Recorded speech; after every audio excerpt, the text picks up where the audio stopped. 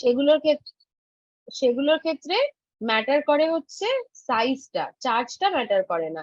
যেমন আমাকে যদি জিজ্ঞেস করে যে which one is a softer base, F minus or I minus, কোনটা সফট হবে? I minus, because iodine has a larger size than fluorine.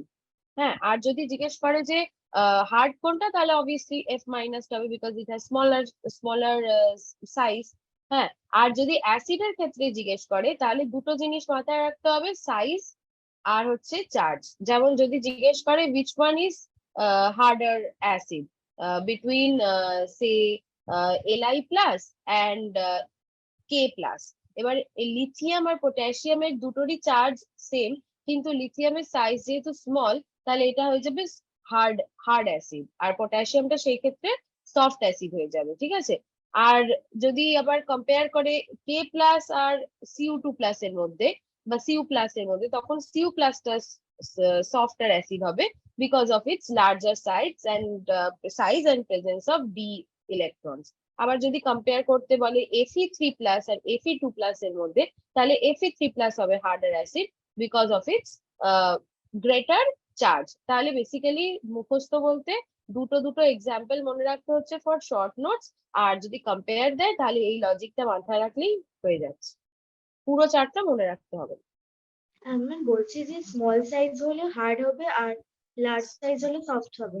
হ্যাঁ, সফট হবে। দেখ, এইভাবে মনে রাখবি, সফট বা হার্ড এটার মানে কি? সফট মানে যার ইলেকট্রন ক্লাউড ইজ পোলারাইজেবল, মানে যার ইলেকট্রন ক্লাউডকে ইজিলি পুল করতে পারে। এবার যত সাইজ বেশি বড় হবে, তাহলে electron cloud is dispersed in nature, it is spread out, তো that means it can be easily polarised. তার মানে সফট কখন হচ্ছে? when it has larger size, whereas when it is smaller in size and contains more charge, মানে the charge density is very high, so it will be difficult to attract its electron cloud away because of its small size. It has greater effective nuclear charge, so it is holding on to its cloud more strongly, so it will be harder to polarize it. So that means this will be a hard one, hard acid or hard base. Any other question? Did you receive the class notes that I shared from last two classes? Yes, sir. Okay. So today I will start a new chapter, which is stereochemistry. Okay.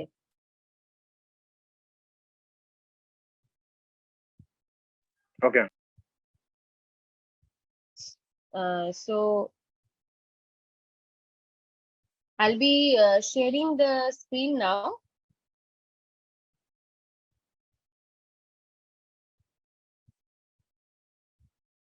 So it is visible to you, right? Stereochemistry. Yes, sir. Okay. So yeah. So what is the first part that we'll study is about isomerism. Okay. So what is isomerism? The compounds having the same molecular formula differing in physical or chemical properties, these are called isomers, and the phenomena is isomerism. So there are very many compounds which have the same molecular formula, but they show different physical property or chemical property, and those compounds will be called isomers. Okay. And one more thing, because we don't have much time, so I'll be covering these topics at a faster pace than usual. So I hope you can catch up, but if you have any queries, then just note those down. You can ask me in the end, or you can send your queries through the hosts of these meetings, and I'll get back to you. Okay. So let's see the classification of isomerism. So this is an important part. So questions have come in the past from this topic. The question was classify the different types of isomers, or what are the different types of isomerism, show in tabular form. Okay. So isomerism can be classified into basically two parts. One is structural, another one is stereo. Structural isomerism and another one is stereo isomerism. Okay. So in structural isomerism, we have chain isomerism, positional, functional isomerism, metamerism, tautomerism, and ring chain isomerism. And within stereoisomerism, we have geometrical isomerism and optical isomerism. Okay. So what is the basic difference between structural and stereo? In structural isomerism, when you look at the structure, you will uh, see the difference apparently. Like the difference is very much evident. You look at the structure, you will see that the structure is not identical. Okay. But when it comes to stereoisomer, when you look at the structure, you will think that these two structures are totally identical, like indistinguishable. But there are certain properties which are different, like above the plane or below the plane, or something like that. So this happens when the structures are in 3D form. So when they are in 3D form, the stereoisomerism, that question appears. And otherwise, the structural isomerism part, there is very distinguishable difference in their structure only. And it is very easy to understand also. So the first part of the structural isomerism is the chain isomerism. These things we have studied in class 10 also. Uh, these are organic chemistry chapter in class 10. You have already studied these things. So just to recapitulate those things. So what is chain isomerism? Chain isomerism is when two or more compounds have the same molecular formula, but they possess different arrangement of carbon atom in their main chain, like N-butanol and isobutanol, or N-propanol and isopropanol. So as we know, in N-propyl group, there are three carbon atoms: CH3, CH2, CH2. But that CH3, CH2, CH2 can also be in branch form. Like the 1-degree carbon can attach itself to a functional group or the 2-degree carbon atom. So depending upon that, the chain isomerism arises. So in this example, it is very much evident. As you can see, this CH3, CH2, CH2, CH2OH, this is N-butanol or butan 1-ol. Why 1-ol? Because the OH group here is connected to the first carbon number 1. That is why it is 1-butanol or butan 1-ol. And in the second compound, as you can see, that it is in branch form, it is isobutanol, where the OH group is attached to the carbon. Here actually this CH3 group can be placed on the second carbon also.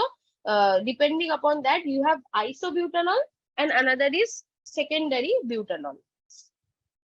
Okay, so these are some example of N-pentane. This is N-pentane, where all the 5 carbon atoms are in the same long chain. Then we have isopentane, where one of the CH3 groups get branched, and there is 4 carbon atoms in the single branch, and one will be in the branched position. And another one is the neopentane, where the single carbon atom is attached to 4 different methyl groups, making it a 4-degree carbon. The central carbon is 4-degree. I hope you remember 1 degree, 2 degree, 3 degree, 4 degree. Carbon atom. Yeah. So what is 1-degree carbon? How do you know whether a carbon is 1 degree? It is attached to one carbon. Yes, correct. So tell me, what will be the degree of this carbon? 3 degrees. Yes, good. This will be 3 degree. And this one? 4 degree. Correct. 4 degree. Because it is attached to 4 carbon atoms directly. Okay. Now let's go to position isomerism. Position isomerism is where the functional group is attached to a different carbon, or like the position of the functional group is different. Maybe it is attached to the first carbon, maybe it is attached to the second or third, and so on. Or maybe the position of the double bond or triple bond is different. Okay. So here is the example of one propanol and the other one is two propanol. So what is different in these two structure? In the first one, the OH group is attached to carbon number 1. It is attached to carbon number 1. But in the second structure, the OH group is attached to carbon number 2. So what is different? The position of OH group is different. So that means it comes under position isomerism. Another example, I can write it here. CH3, CH double bond, CH, CH. Okay. And here it is CH2 double bond CH, CH2, CH.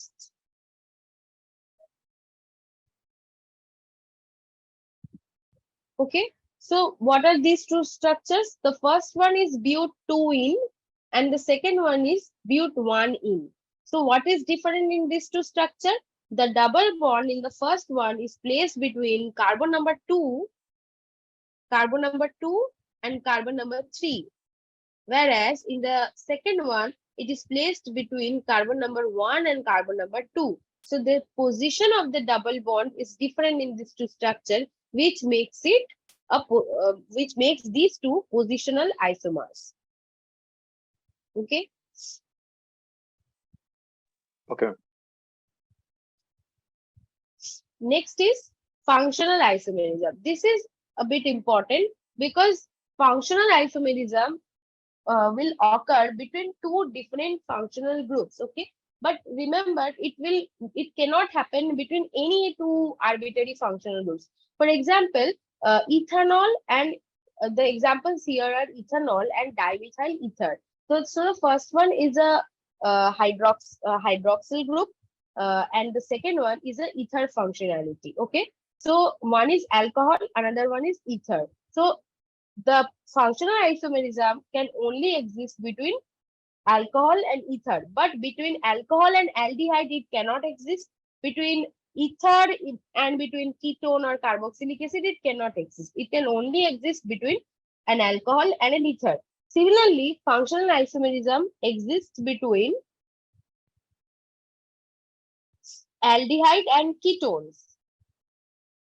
Okay, aldehyde, I'll write it as a group rather.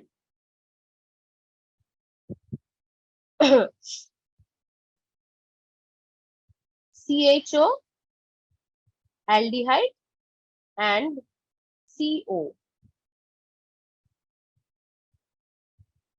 Sorry.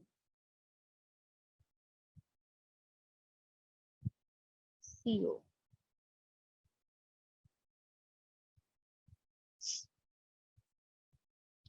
CHO group and CO group. Okay. For example, acetaldehyde and acetone. Okay. So CH3,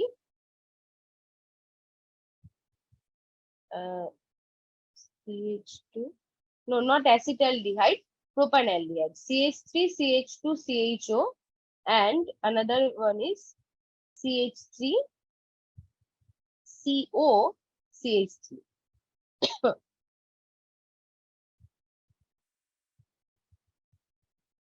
These two are functional isomerism.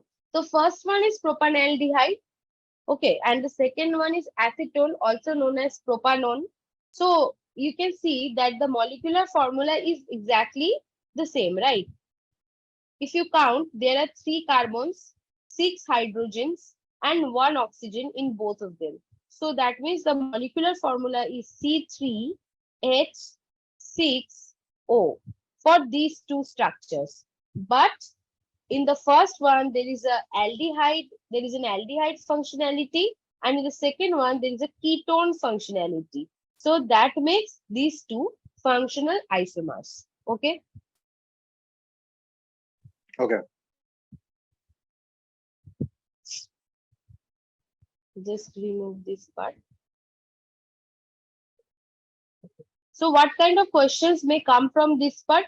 Whether you may be asked to answer short note on functional isomerism or types of isomerism. So then it is very easy. You write down two examples, one example for each one of them. And another type of question may come that what kind of isomerism exists between these two. Then you will have to identify, okay, whether it is functional or position or so on. Next is metamerism. So So metamerism what was is the first type? No, what is the what was first type of question? first type. First type is short notes. Short note on structural isomerism. Okay. Then this type of questions sometimes come. This number five questions.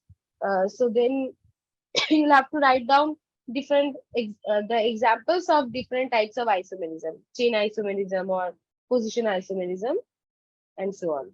One time this question had come, the classification of different type of isomers. Okay. So another type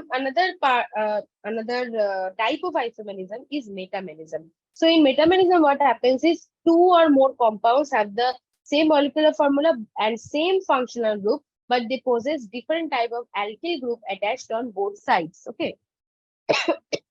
Excellent.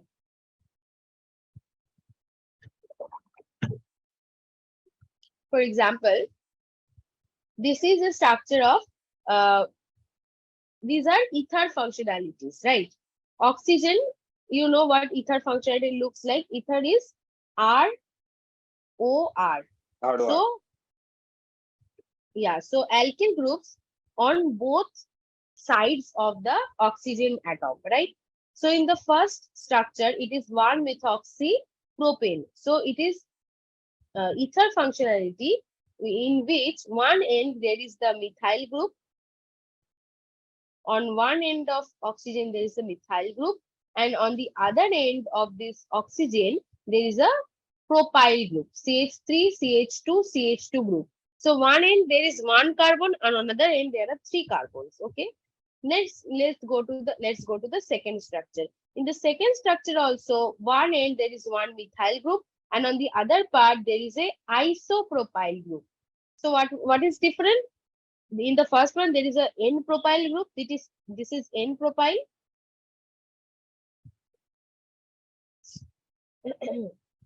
And on the second one, there is a isopropyl group. Isopropyl. Okay. And in the third one, you can see on one end of the oxygen atom, there is a ethyl group. And on the other end, there is again an ethyl group. So, two carbon atoms on both sides. So, what is metamerism? When there is a same functional group, but the arrangement of alkyl groups on both sides of that functional group is different, then it is called metamerism. Okay. Same kind of isomerism we can observe in ketones also, right? Maybe, for example, you have, let's say you have CH3CO, CH2, CH2. Okay. CH3, no, CH hobe na, CH3CO, CH2, CH2, CH3. So one end there is one methyl, and on the other hand, on the other end there is a N-propyl group. And one metamer of this compound can be CH3, CH2, CO, CH2, CH3. So both ethyl groups on the two sides of the ketone functionality. So that will be another example of metamerism. Is it clear to you? Okay. So the last one, no, not the last one. We have Tautomerism also. So the second last one is ring chain isomerism. In ring chain isomerism, basically you will have a cyclic structure and an open chain structure, and you will see that the isomer of the cyclic structure will definitely contain a double bond. Basically, imagine that this double bond, it gets loosened up to form a cyclic moiety. Instead of this double bond, you have this two single bonds. Okay. which forms this cyclopropane type moiety. Okay. So that is ring chain isomerism, which exists between uh, a cyclic system and an open chain system, which will have a double bond or a triple bond.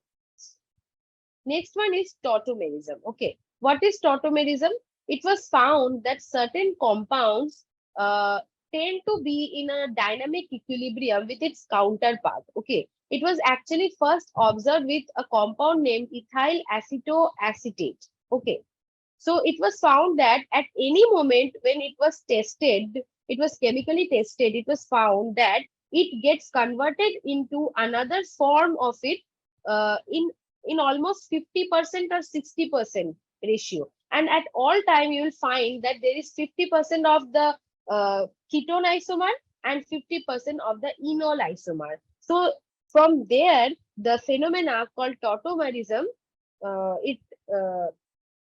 it arose. So what happens here is that you can see in this structure, this keto form, there is a double bond O, and to that double bonded carbon, CH or CH2 is present. Okay.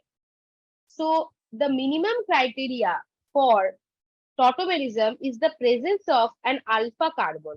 I hope you know that the carbon which is attached to the C double bond O or a functional group or any functional group is called the alpha carbon, and the next one is called beta carbon. Then you have gamma, then delta. Okay, so this is our main carbon, C double bond O. So the carbon attached to the CO will be your alpha carbon.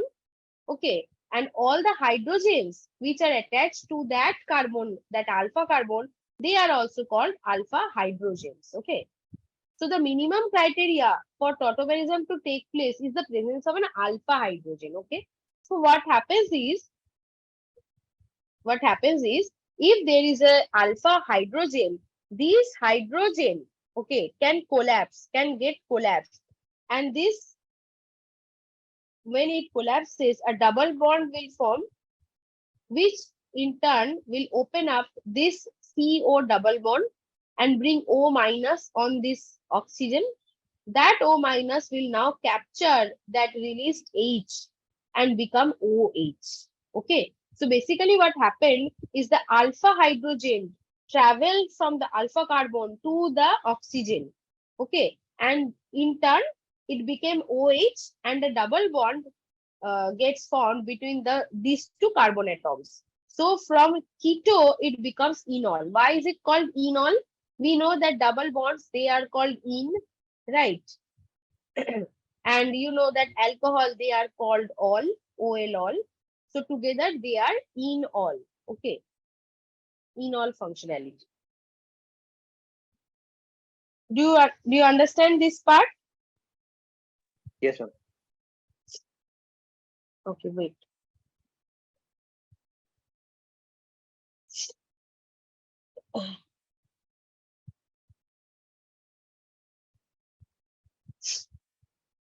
There are actually different types of tautomerism also. This is ketoenol. Then there are nitrosoacetautomerism also, azotautomerism also. But mainly you have this part in your syllabus, ketoenol tautomerism. Okay. This one is an example. This molecule is called acetyl acetonate, also called ACAC. Okay, in short, acetyl acetone. Why is it called acetyl acetone? Because if you look closely, this group is an acetyl group, CH3CO, and this molecule, the rest of it is a derivative of acetone, CH3CO, CH3. The hydrogen is has got replaced by the acetyl group. So that is why it is called acetyl acetonate. Okay, ACAC.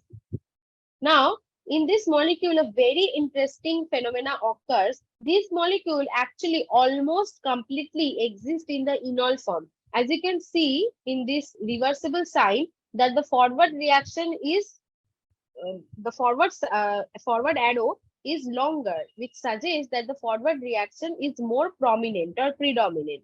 Why it happens is when this structure undergoes the keto-enol tautomerism, how does it work? So here is a hydrogen atom. Okay. So what happens is uh, this hydrogen, it collapses here. This double bond, it goes out and captures that hydrogen. Okay. Now this double bond, it also collapses and comes here. So that is how this structure forms. Okay. So why is it extremely stable? If you look closely, so here, because of the hydrogen bonding between the oxygen and the hydrogen, a aromatic system arises. Okay. If I draw it here, this double bond is in resonance like that. Okay. So it is not actually completely aromatic because the bond between O and H, it is not a real bond, right? It is only a hydrogen bond, which is a very weak interaction. So it is almost aromatic. That is why this phenomena is called quasi-aromaticity. Uh, Let me check this spelling.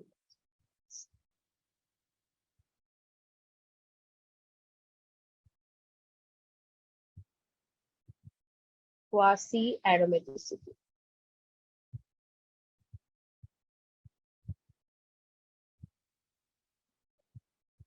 You should write it down, this part only. Quasi means alike, okay, alike or similar to. That's what quasi means. So because it is not totally aromatic, as it is not completely a cyclic structure, okay, that is why it is called quasi aromaticity or aromaticity like. And because of this phenomena, this molecule is so stable that the acetyl acetone completely, almost completely, like 90%, it stays in this enol form. Okay. Then we have this nitroacid form. This is another kind of tautomerism. You will be able to study it from the note. Nitroso-oxime tautomerism. It is another kind of tautomerism. You can see in the oxime form, you have C double bond NOH, and in the nitroso form, this NOH becomes N double bond O. So here also what happens is, let's see, we can write it like this. This CH3, we can write it like this, right? CH2, and I can write the hydrogen here. Okay. So what happens is this hydrogen it collapses and the double bond O, it opens up. It becomes O minus, and that O minus will now capture this hydrogen. So that is how it becomes CH2 double bond N single bond OH. So that is another example of tautomerism, nitroso-oxime tautomerism.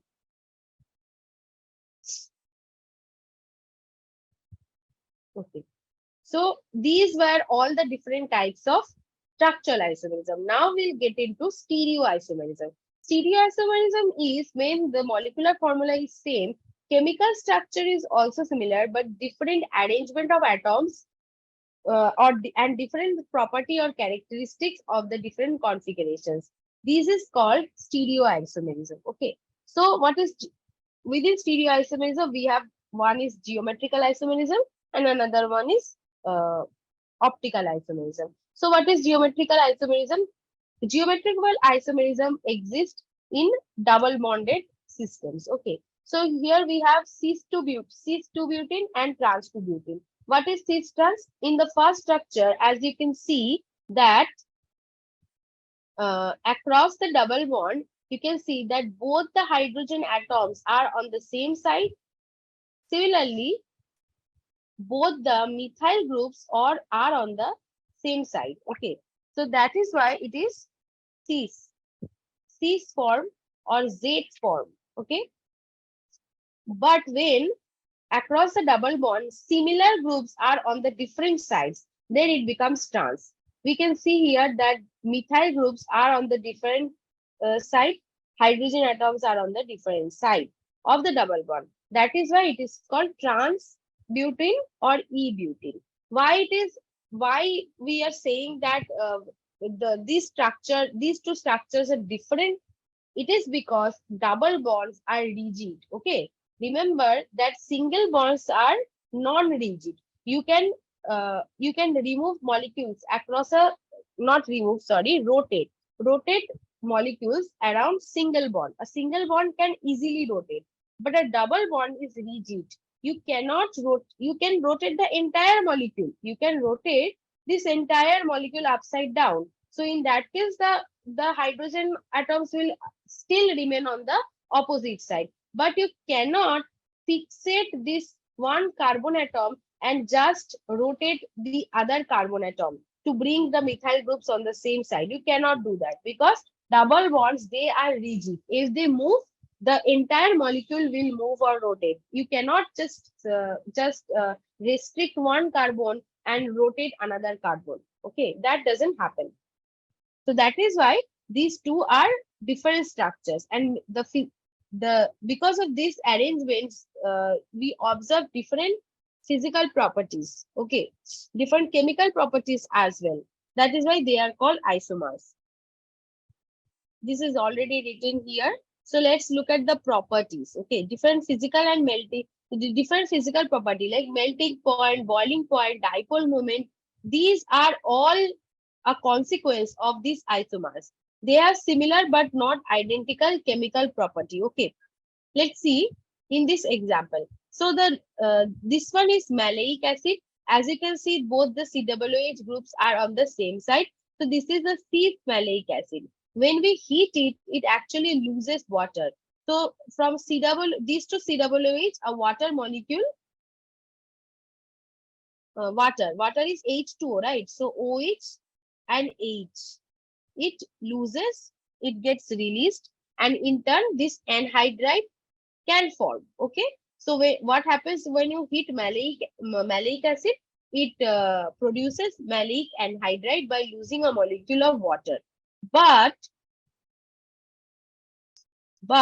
when you heat fumaric acid, as both the COOH groups are on the different side, a water molecule cannot release, because for the water molecule to release, you need a OH and the H. So the OH is on one side and the H is on the other side. So that is why it cannot release water in the same way as the cis form. So when you heat the trans form of the above acid, which is called fumaric acid, it is unaffected. Nothing happens. It remains the same. Whereas when you heat the maleic acid, it loses water and forms maleic anhydride. So this example also prove that the chemical properties in the geometrical isomers are also different. Okay, and the stability is also different. In cis isomer, this group is quite bulky, right? This group is quite large, and both these large groups are on the same side. So that means there will be crowding, and the structure will not be so much stable. Whereas in the transform, both the COOH groups are on the different side. So there is less crowding, and therefore it will be more stable. So in general, cis isomers are less stable than the trans isomers. Okay. Okay. Another example of geometrical isomer this is syn benzaldoxime and trans benzaldoxime. In this, why I have listed this example is, you may think that you always have to look at the same group, but it is not. It is not like in cis isomer you are looking at the same group. The term is similar. Okay, I have written it here. Okay. Wait, where is it? এখানে লেখা আছে two similar groups. Okay, similar and same. It is not the same again. Okay. So in this example, you can see in benzaldoxime, there is C double bond N functionality. And on the carbon atom, we have a phenyl group, and on the nitrogen, you have a lone pair and a OH. Okay. All the four groups are different, but we have to see the similarity. Now, hydrogen is a small atom. Okay. But phenyl is a very, very, very large group. On the other hand, OH, it is also somewhat small, smaller compared to the lone pair. Okay. So, in this case, the phenyl and the lone pair, they are similar groups. Because the similar groups are on the same side, this is syn or cis form.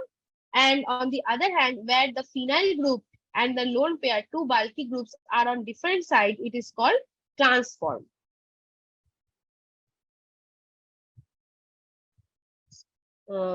Again, in this example, this is azobenzene. In azobenzene, there is N double bond N linkage, and on both nitrogen atoms there is a lone pair on each one of them. Okay, you can see here the lone pair, two lone pair, obviously they are similar. Two phenyl groups, they are similar or same actually. So when both the phenyl groups are on the same side, it is the cis form or the Z form. This is the cis form. Both phenyl groups are on the same side. When both phenyl groups are on the opposite side, this is the trans form. Okay. So when we are looking at geometrical isomerism, we have to see whether same or similar groups are on the same side, then it is cis isomer. And if it is on the different side, then it is trans isomer. Okay. Do you have any doubt till now in structural isomerism and stereoisomerism part? No, Any doubt or question?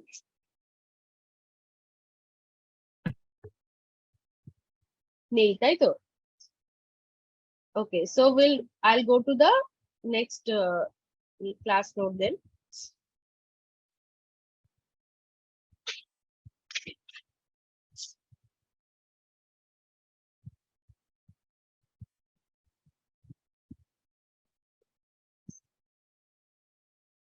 Okay.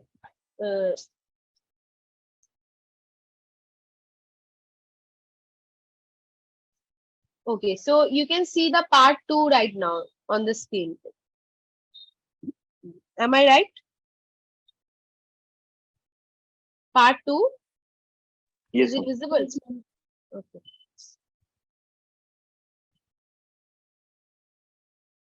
Okay. So next topic is optical isomerism. So this is where the actual stereochemistry part has begun. Okay. This is not very easy to understand, I will say, because stereochemistry is more about imagination. You have to imagine the molecule, you have to imagine the structure in the 3D form. Here I have only like the structure are in a 2D form because you are seeing it on a computer or a phone screen. Okay. So it is difficult to imagine it, but try to put your imagination into use here. So I'll start with it. Okay. So listen very carefully. So because this part, it is not very easy to grasp. So condition, what is condition for optical activity? So a molecule, it is optically active when it forms a non-superimposable mirror image. And in that case, the molecule is chiral. The chiral, the word, it arises from unsymmetry. Okay. So asymmetry. So your hand, it is asymmetrical, right? Because in your hand, if you look at it, all the 5 fingers, they are different. So if you take a mirror image, if you stand in front of a mirror, you will see the mirror image of your hand or your palm. Now imagine that you take the palm. Okay, take your palm and the image of your palm, and you place it on top of each other. Will it superimpose? No, because when you place it on top of each other, in place of your thumb, your small finger will come, right? And vice versa. So it will not superimpose on one another. So that is, our hand is an example of a chiral structure. So the first criteria is the molecule will be optically active when it forms a non-superimposable mirror image. And we will call the molecule a chiral molecule. The second point is the compound can rotate the plane polarized light through a certain angle, either to left or right. Right, when the light is passed through the solution. And number C, the third point is the molecule must not contain the following elements of symmetry. So these are the elements of symmetry which, if present in a molecule, the molecule will be symmetrical, right? And a symmetrical molecule will produce a mirror image which is superimposable. So that means that molecule will be optically inactive. Okay. If an element of symmetry is present within a molecule, the molecule is optically inactive. If there is no element of symmetry present in a molecule, then only you can call the molecule optically active. Okay. So now, polarized light. What is plane polarized light? Generally, light, it can rotate in various planes. Okay. But to study this, we need to get a wavelength of light which is only oscillating in one particular plane. So that is why we use a polarizing filter through which, when light gets passed, the filter, it polarizes the light, and the wavelength of light, it will only oscillate in one particular plane. So it will be easier for us to understand the rotation of that light. Okay. So now that light is passed to the sample cell, you can see that the arrows, they are getting rotated. The arrow, it will rotate to a certain angle, to maybe 5 degree, 10 degree, 30, 20 degree, 50 degree. Okay. So it can rotate either in positive direction or in negative direction. If the light rotates at all, whether clockwise or anti-clockwise, if it rotates at all, then you can call the molecule an optically active molecule. Okay. If the compound rotates the light in right hand side, then we call it a dextrorotatory molecule. If it rotates it on the left hand side, then we call it levorotatory molecule. Okay.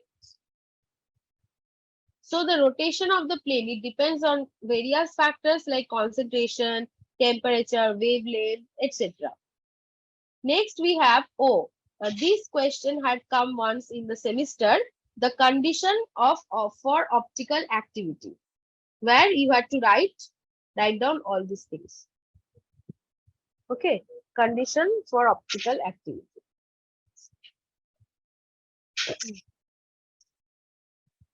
Next is dextrorotatory and levorotatory. I have already said this. Next is an example. Okay. So this is 2-butanol. Okay. So in 2-butanol, it is a chiral molecule. Okay. So how do you understand whether a molecule is chiral or not? Can anyone tell? The mirror image is non-superimposable. Yes, true. But what I'm asking is, not before taking the mirror image, like if you are asked whether a molecule is chiral or not, will you write down the image and all? Will not do that, na?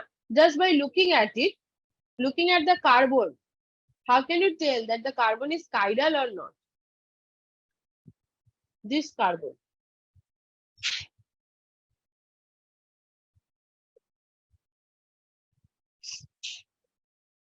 How can we know whether a carbon is chiral? If all the 4 groups attached to the carbon atom are different, then only a carbon is a chiral carbon. Okay. See, in this one is a chiral carbon. Why? To this carbon, we can see there is a methyl group. There is an ethyl group. Another one is a hydrogen.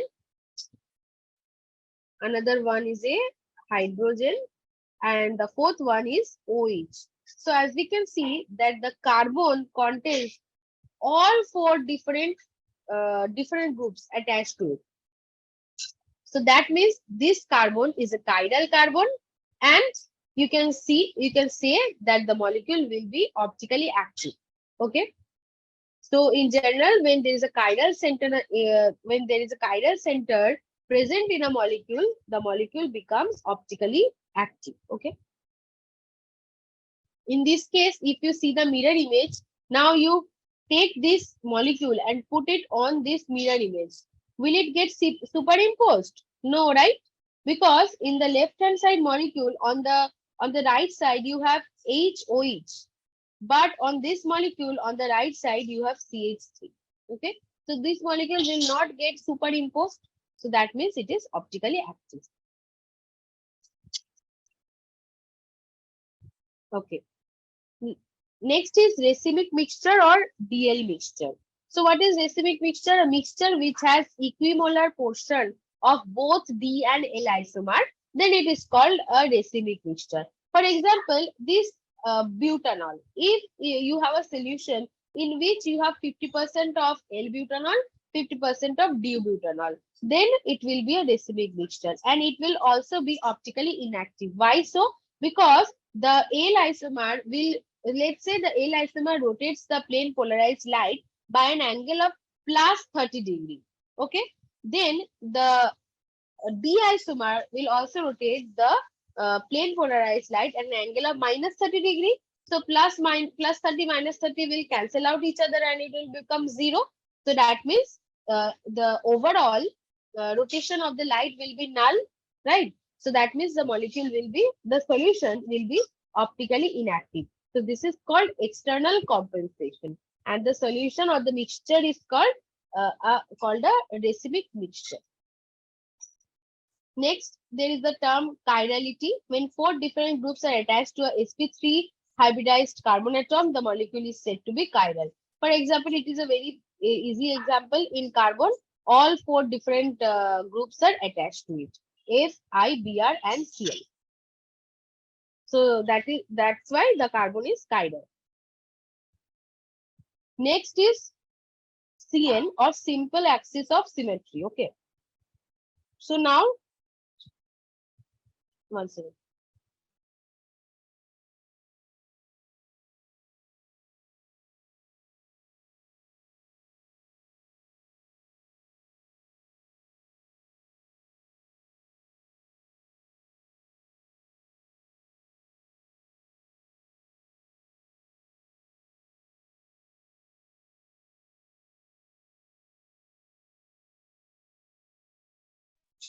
Okay, so we'll now go to the elements of symmetry. But before that, so I have listed here the elements of symmetry. These are the elements of symmetry: plane of symmetry, center of symmetry, alternating axis of symmetry.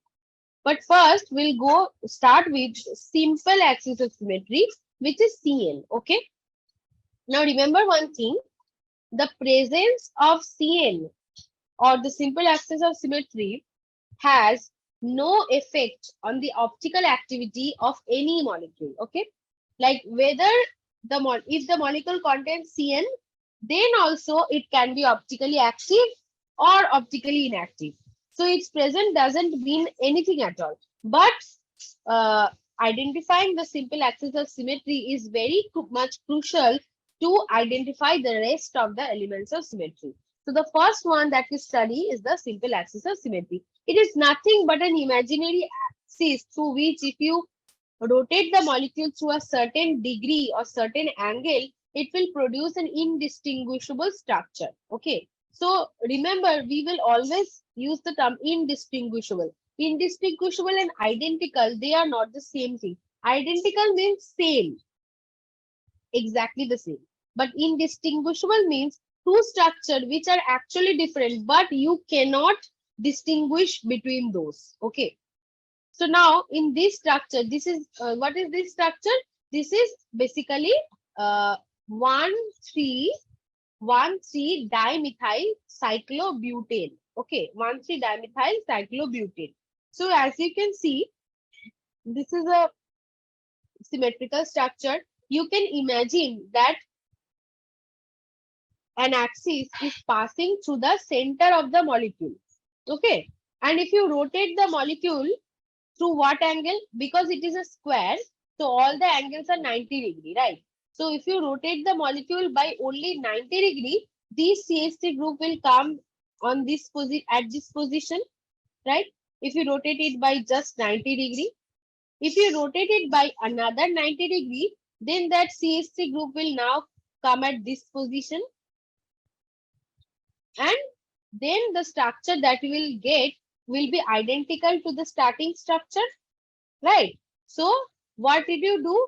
You actually rotated the molecule by an angle of 180 degree, right? So you rotated the molecule Yes, by ma'am. an angle of 180 degree, because you have rotated 90 degree twice, and that gave you an indistinguishable structure. So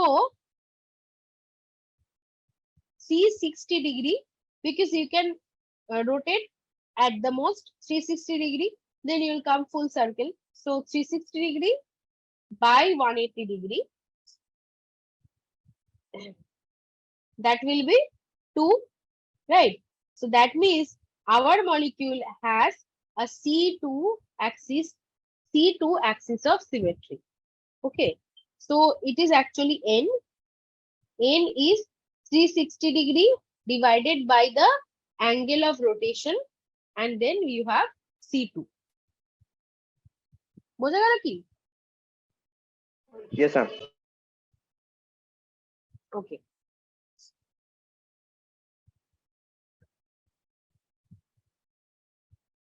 Anyone has any question?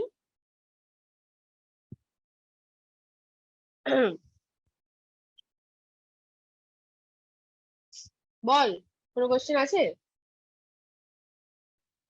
No, ma'am. আচ্ছা, এইটাই তাহলে বল যে এখানে কি হবে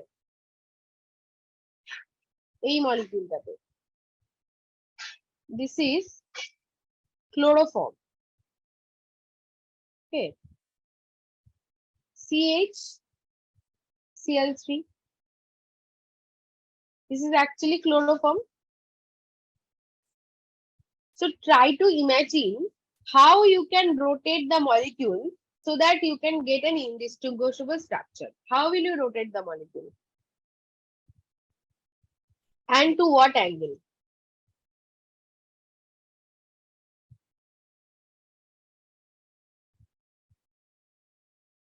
Okay, let me tell you one other thing, one hint.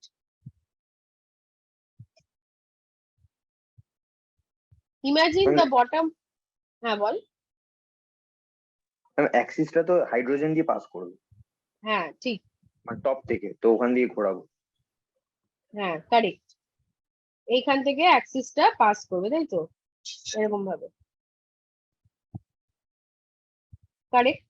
এবার বল কত অ্যাঙ্গেলে রোটেট করাতে হবে। Just imagine that the bottom part is a circle. So the angle for a circle is what? 360 degree. Now there are 3 substituents. So each angle is what? 120 degree. তাই তো? 360 degree by 3. If you rotate by 120 degree, this chlorine will come in the position of the second chlorine, right? If you rotate another 120 degree, then again this chlorine will come in the position of the left hand side chlorine. So then you will get an indistinguishable structure. So you are rotating by an angle of 120 degree. So 360 degree by 120. That means 3, right? So this molecule has a C3 axis of symmetry. বোঝা গেল? Yes.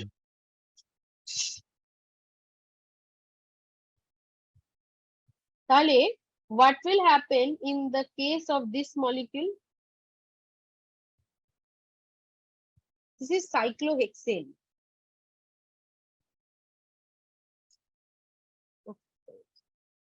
Let's say that the axis is passing through the center of this molecule. মানে পেটের ভেতর দিয়ে যাচ্ছে, ঠিক আছে? Like a Sudarshan chakra. Tell me to what angle you have to rotate it.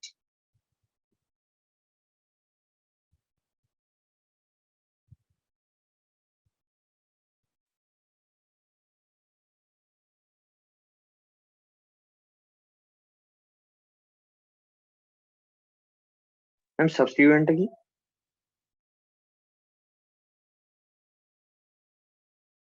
কোনো সাবস্টিটিউয়েন্ট নেই এটাতে, it is just cyclohexane.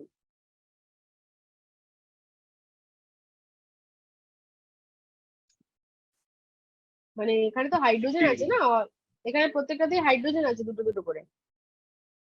Ma'am 60°? হ্যাঁ, ভেরি গুড। 60° তে if we rotate, then we will get identical structure, because if you rotate by 60°, then this carbon will come to the position of the next adjacent carbon.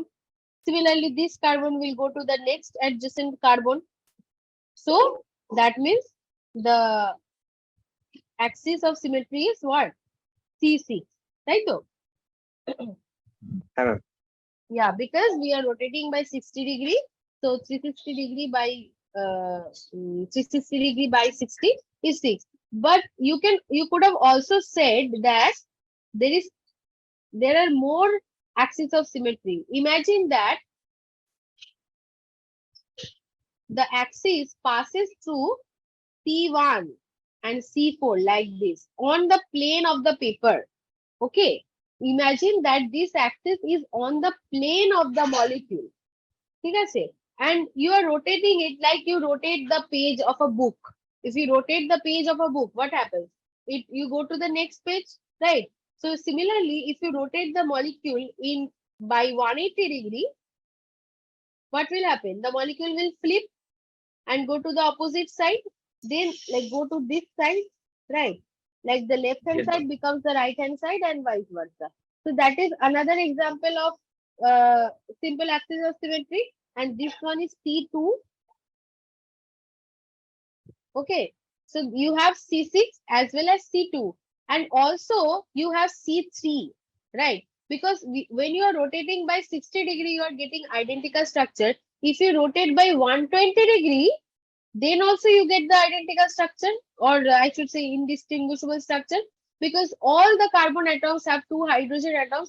If you had rotated it by 60°, what would have happened? This carbon would directly go to this carbon, and this carbon would directly go to the the third adjacent carbon. Then also you will get the indistinguishable structure. So this molecule also has a C3 axis. Okay, so what we learn here, that one molecule can have multiple simple axes of symmetry passing through different carbon. It can pass through the center, it can pass through 2 atoms, it can pass through 4 atoms. It will depend on the structure of the atom. But when it happens, when you have different simple axis of symmetry in one single molecule, you have to choose one to be the principal axis of symmetry. In the case of this cyclohexane, the principal axis of symmetry is C6, because one with the highest number of n. We have C2, C3, C6. So the highest one is C6. So that means C6 will be the principal axis of symmetry. Okay. The term is, I'll write it here, principal.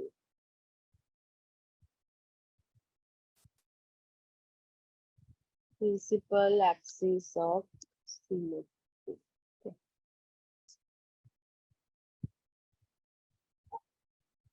Do you have any questions till now about simple axis of symmetry?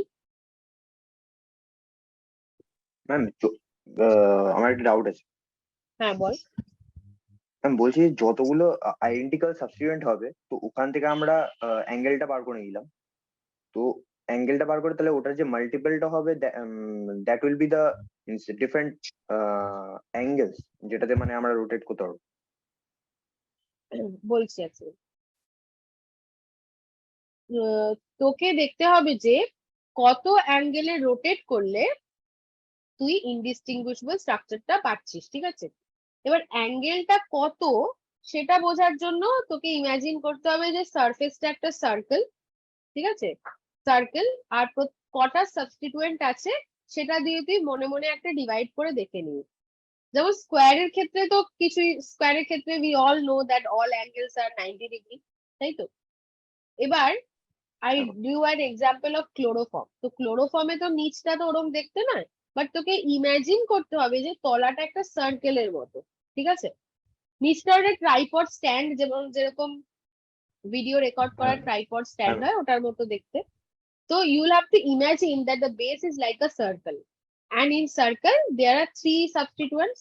So all three will have the same bond angle between them. So 360 degree by 3, you have 120. So now you know that if you rotate the molecule by 120 degree, you will get to the next adjacent atom. এটাতেই জেনে গেলি, ঠিক আছে? এবার similarly এই যে সাইক্লোহেক্সেনের স্ট্রাকচারটায় you have to imagine it is not a circle, but you have to imagine that this is a circle. So each bond angle, it is 60 degree. Like if you rotate by 60 degree, you will go to the next adjacent atom. That you know. Okay. Now you have to see whether by rotating at 60 degree, you get the indistinguishable structure. If so, then the simple axis becomes 360 degree by 60. Okay. 36. যদি এটা না হতো, let's say the molecule didn't look like this, and let's say that the molecule looked like, let's say there is one CH3 on top and one CH3 on this molecule also on top position. Okay, like that. So in that case, if you had rotated by 60 degree, would you get the indistinguishable structure? No, right? No. You have to rotate. Another CH3 should be here, otherwise it will not be indistinguishable. In this case also, you'll have to rotate by what angle? 120. 120, right?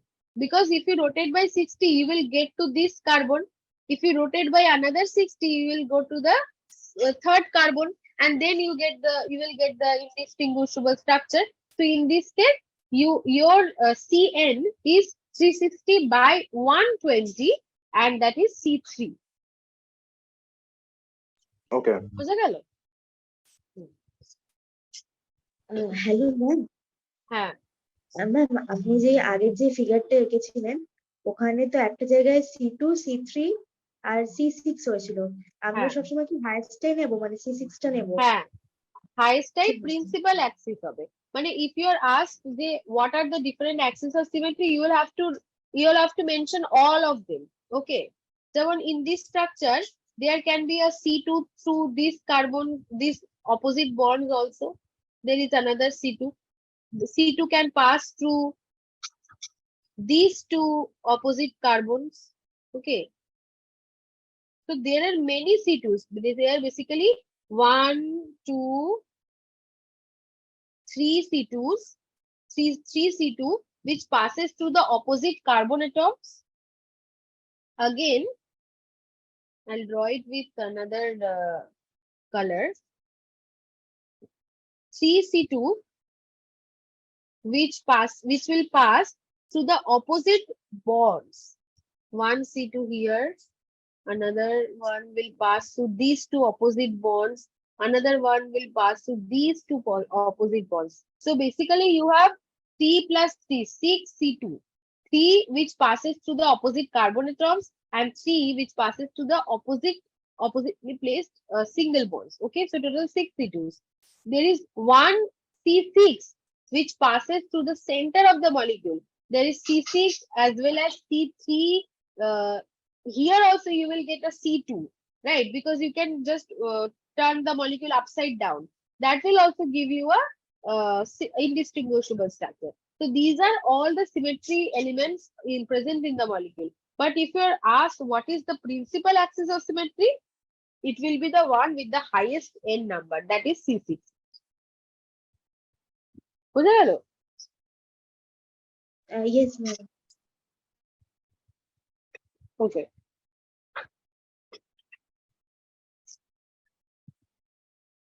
So we are at the end of this one.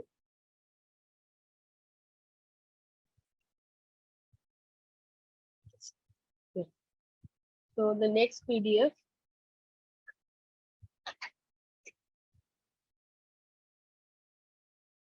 So, is it visible to you? Part 3. Yes, sir. Okay. So the next element of symmetry, it is plane of symmetry. Okay. Plane of symmetry is a bit more easier to understand because all you have to imagine is cutting the molecule in equal halves. Okay. When you look at the molecule, imagine a plane. Imagine that you are cutting the molecule with a knife. Okay. How can you cut the molecule in a knife? With a knife, so that you have two equal parts. When you cut a cake in two equal halves, how do you cut it? You cut it to the center of the molecule, right? So similarly, in this molecule, we can see that in this molecule, it is a trans 1,3-dimethyl cyclobutane. Okay. So both CH3 groups are on the opposite side. Okay. Now I have also drawn the C2. Where have I drawn the C2?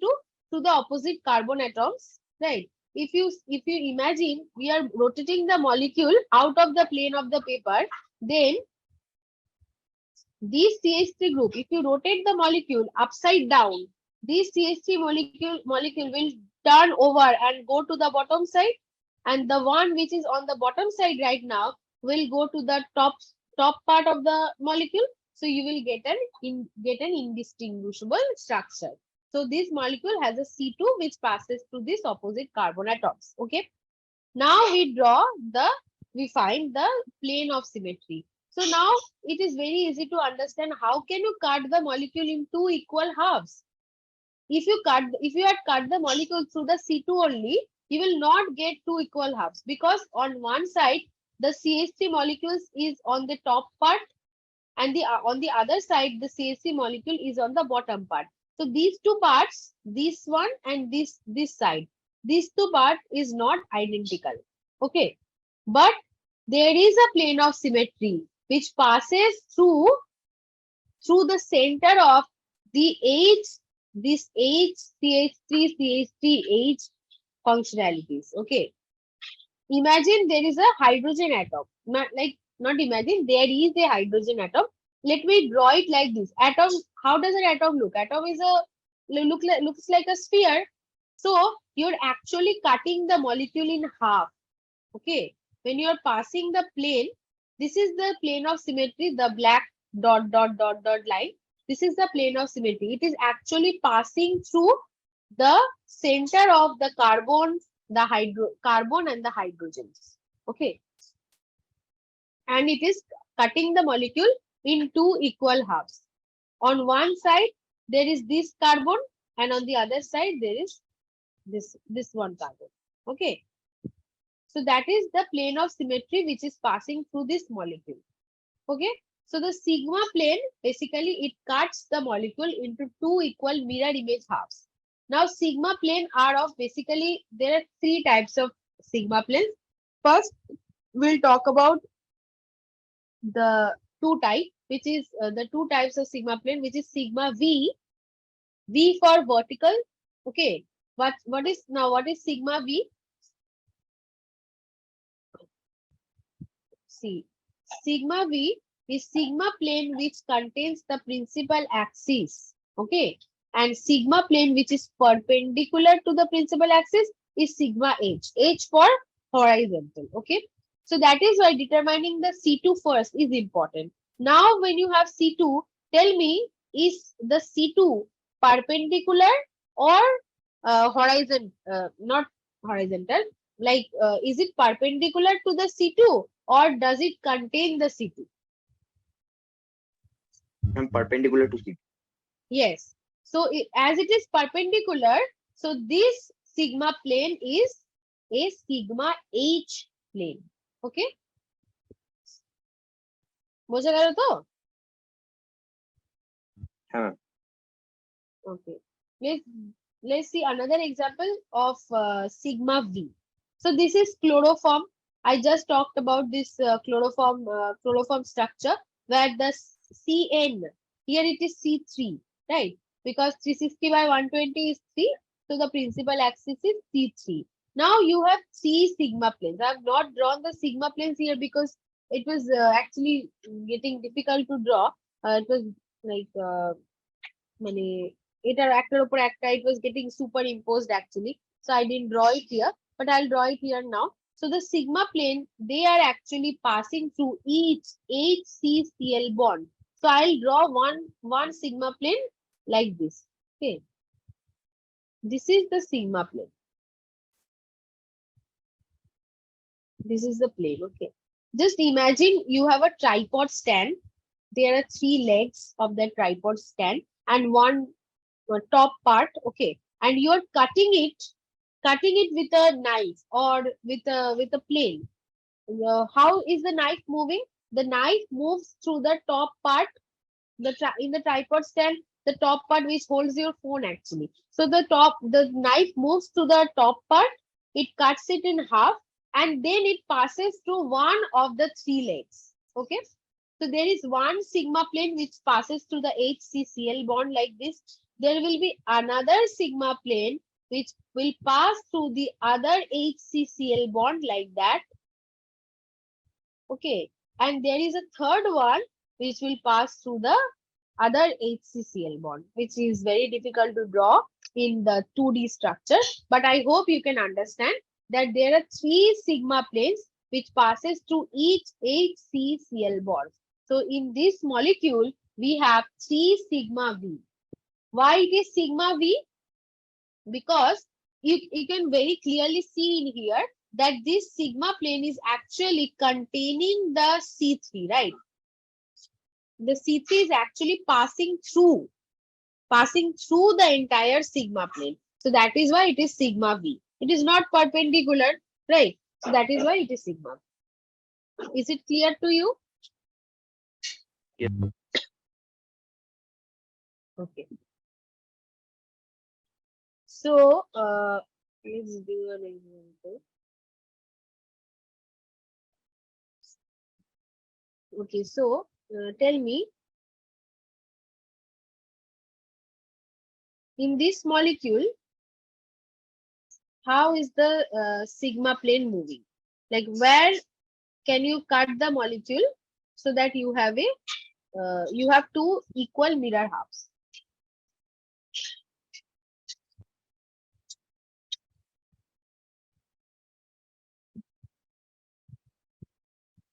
How can you cut the molecule into 2 equal halves?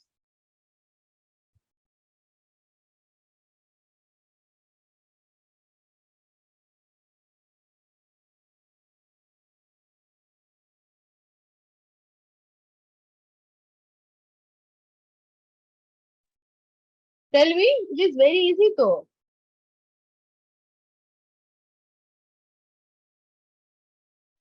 I was finding the simple axis of symmetry first. Oh, হ্যাঁ বল।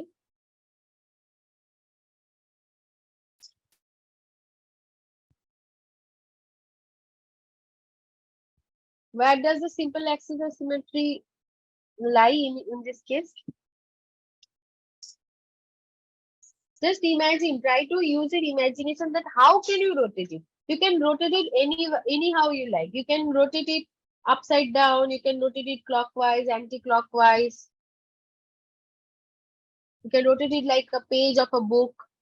180 degree. Yes, 180 degree. And where will the axis lie? It is perpendicular to the double bond. Perpendicular like this, তাই তো এরকম তো? Yes, sir. Yes. Because perpendicular can also mean through the bond like this, but that is not the case. Okay. If you had rotated through the bond, then it will go upside down. The 2 hydrogen will go to the top part and the chlorine will go to the bottom part. Then it will not be in this distribution. But if we rotate it like that perpendicularly, as you said, just like this, like a plane, on the plane of the paper. Imagine you are turning over a page of a book. Okay. When you imagine that you are turning a page of a book, similarly you are turning this molecule. What will happen if you rotate it by 180 degree? this chlorine atom will go to the position of this left hand side chlorine atom, and this one will go to the right hand side. Okay, so you will get exactly indistinguishable structure, right? So that is the simple axis which this molecule contain. It is actually C2. So now tell me, where should the mirror plane be?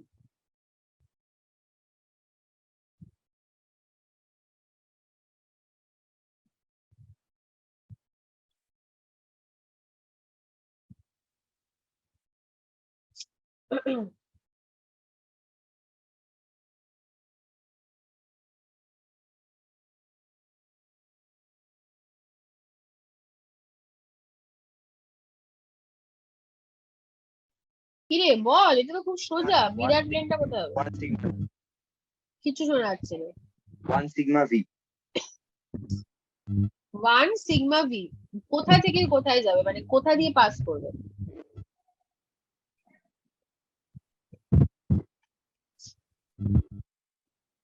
কিছু শোনা যাচ্ছে না।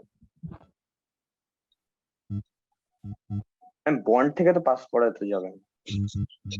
যেখান থেকে খুশি pass করতে পারে, ওরকম তো কোনো ব্যাপার নেই। বন্ড থেকে, অ্যাটম থেকে, অ্যাক্সিসটা থেকে, ওই C2 অ্যাক্সিসটা থেকেই হ্যাঁ ঠিক বুঝতে পেরেছি। C2 অ্যাক্সিসের মধ্যে দিয়ে, এটা বলতে চাইছিস তো যে এইখান থেকে একটা মিরর প্লেন পাস করবে। সেকেন্ড ভালো করে ড্র করে দেখো, এইভাবে একটা মিরর প্লেন পাস করবে। A mirror plane which cuts the molecule in two equal halves. On one side, like through the midpoint of the double bond, you can cut the molecule, so that on one hand you have this part, this CH part, and on the other hand you have this part. Okay, so this is one mirror plane which passes through the molecule. This is the sigma V mirror plane because it contains the C2 axis of symmetry. But there is another sigma plane. Can you identify? Just imagine that the molecule is lying on the floor. Molecule is lying on the floor, but it is a 3D structure, so it has some width. So how can you cut the molecule?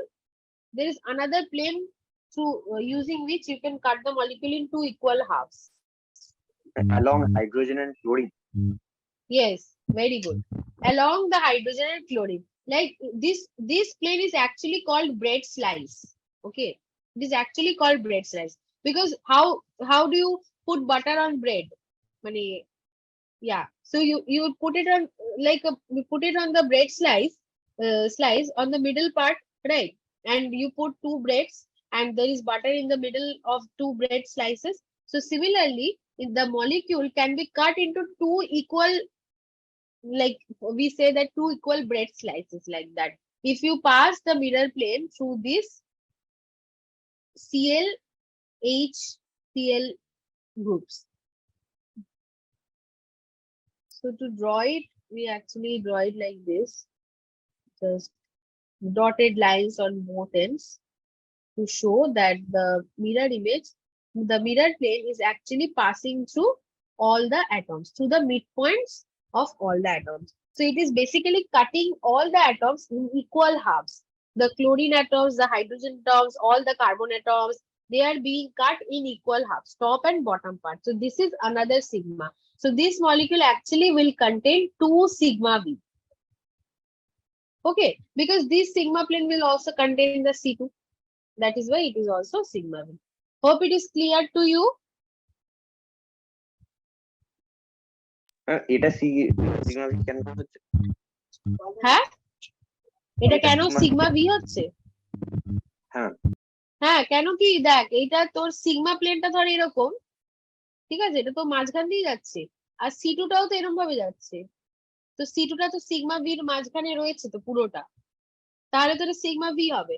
Sigma H শুধু তখনই হবে যখন ঘটনাটা এইরকম হয়, মানে এটা ধর তোর সিগমা প্লেন, হ্যাঁ এটা ধর তোর সিগমা প্লেন, আর এইরকম ভাবে যাচ্ছে এইভাবে, ঠিক আছে, মানে পারপেন্ডিকুলার। বুঝতে পারলেন কি?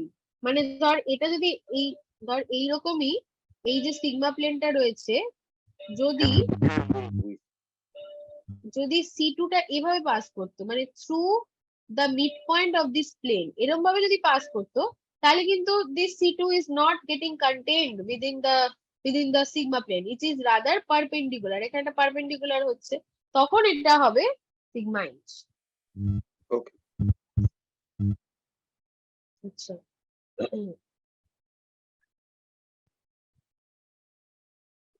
okay.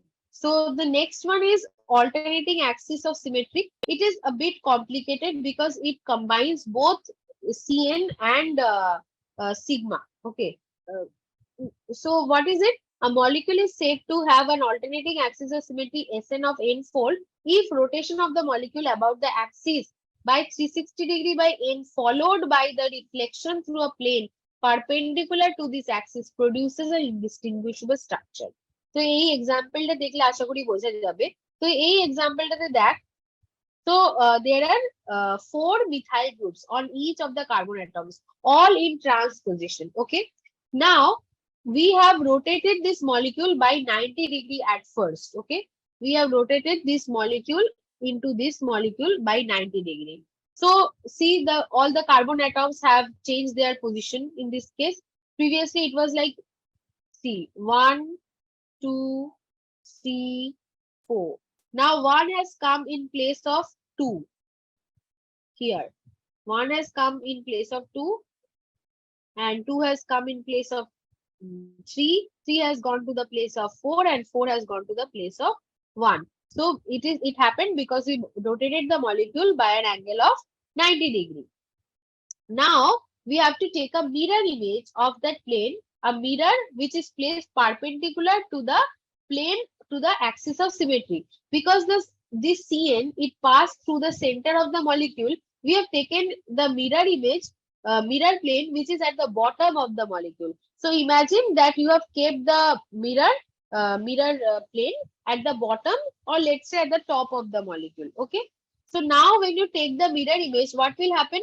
All the groups which were previously on the top part will go to the bottom part, and the ones which were in the bottom part will now go to the top part. Okay, so in the mirror image you can see that this CH3, it was on the top half. Now in the mirror plane it has gone to the bottom part. Okay, the hydrogen, it was in the bottom part, but now it has gone to the top half. Similarly here, CH3, it was in the top part, it has now gone to the bottom part. Here the hydrogen was in the top part, but now it has gone to the bottom part, right? So taking the mirror image, we will obtain this structure. Okay, now what you can see that this structure is indistinguishable to the first structure, right? So what did we do? We rotated the molecule to a certain degree of angle. Then we took a mirror image of that rotated structure to obtain an indistinguishable structure as the first one, right? So that means this molecule has a alternating axis of symmetry. And what will be the degree? Because we rotated the molecule by 90 degree, so 360 degree by 90 degree is 4. So that means the molecule has a S4 symmetry. বোঝা গেল কি জিনিসটা? Like, did you understand the example? S মানে alternate যখন হবে তখন S. হ্যাঁ, S হচ্ছে alternating axis of symmetry. When you just rotate the molecule and you get indistinguishable structure, that is simple axis of symmetry. Okay, but when you rotate, then take a mirror image of that molecule, then get an indistinguishable structure, that is called alternating axis of symmetry. Okay, like, see, in this structure, if you rotate this molecule by 180 degree, you will get an indistinguishable structure, because if this molecule contains a C2 axis of symmetry. Okay, but that is C2. Here we are talking about S. SN you will obtain only when you rotate it by 90 degrees. That's it. Okay. Okay. So the next part, the next point is very easy. This is inversion center of symmetry.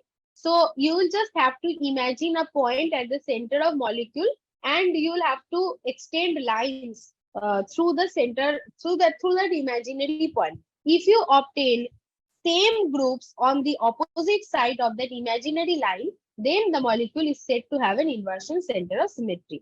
যেমন দেখ, in this example, we have imagined a center of symmetry in the very middle point of this molecule.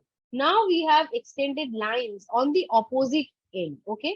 Now on one end it obtained methyl group.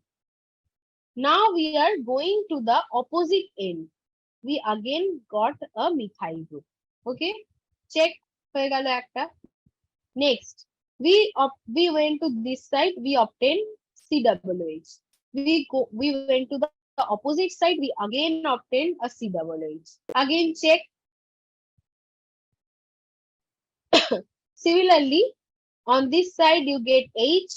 Going to the opposite side you got another H. Okay. এটা আমি করে দিই এখানে CH3. On the opposite side we again got CH3. Similarly, this side you got one H. If you go into the opposite side of that H, you will get another H. So basically, if in a molecule, in the center of the molecule, there is a center, there is an imaginary point through which, if you draw lines on opposite side and extrapolate them, and you encounter identical groups on the opposite side, then the molecule is said to have an inversion center of symmetry. যেটাকে I দিয়ে denote করা হয়। আর এটা একটা important point, যেটা হলো যে if a molecule has S2 symmetry, যদি S2 থাকে তাহলে মলিকিউলটাতে I ও প্রেজেন্ট থাকবে, and vice versa. If the molecule has I, then the molecule will also contain S2. Okay, this is a trick that you can remember. Okay. So another, হ্যাঁ ওই ইনভার্সনের এক্সাম্পলে যদি মানে CH3 দুটোই যদি উপরে থাকে তাহলে হবে না, মানে ওপর থেকে নিচ, ওপর থেকে আমি যখন পয়েন্ট থেকে ওপর দিকে যাচ্ছি তাহলে অপোজিট সাইডে আমাকে নিচের দিকেই আসতে হবে। বোঝা গেল? মানে তুই মনে করছিস যে তুই বলছিস, যেটা আমি বুঝেছি, তুই এইদিকে যাচ্ছিস, তুই বলছিস যে ওপরে যদি থাকে তাহলে কি হবে, কি না হবে না, কারণ the line should be drawn through the point on both ends. মানে এরকম ভাবে যাবে লাইনটা, এরকম এখানে যদি পয়েন্টটা থাকে লাইনটা এরকম এরকম এরকম ভাবে যেতে হবে, ঠিক আছে? এইরকম এসে এরকম উঠবে, এরকম হবে, সেটা হবে, ঠিক আছে? আচ্ছা,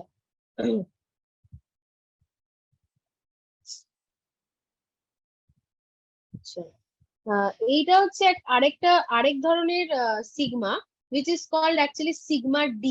ওকে, সিগমা ডি কখন হয়? যখন এটা ডাইহেড্রাল অ্যাঙ্গেল দিয়ে পাস করে। Like in this molecule, there are two C2s, right?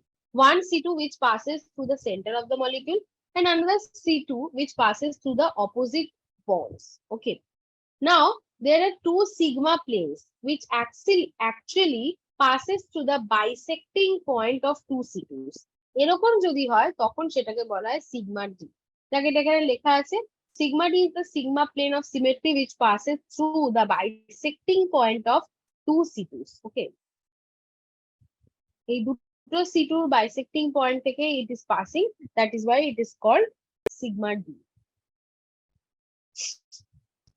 তাহলে what do we learn from here? A molecule possessing either sigma, SN or I is said to be symmetric, and a symmetric molecule is achiral in nature because it is symmetric. All the molecules are similar, so the molecule is optically inactive.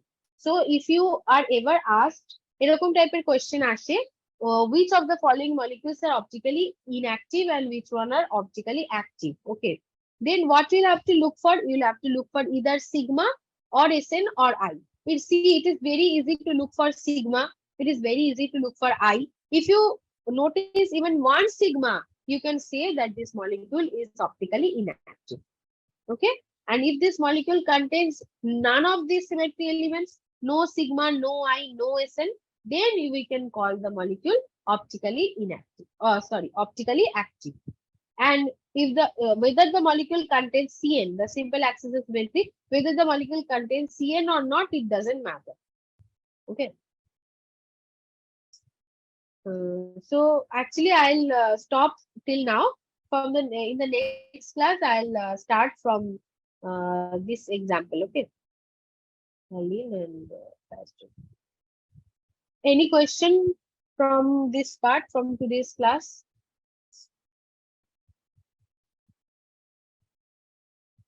Any questions?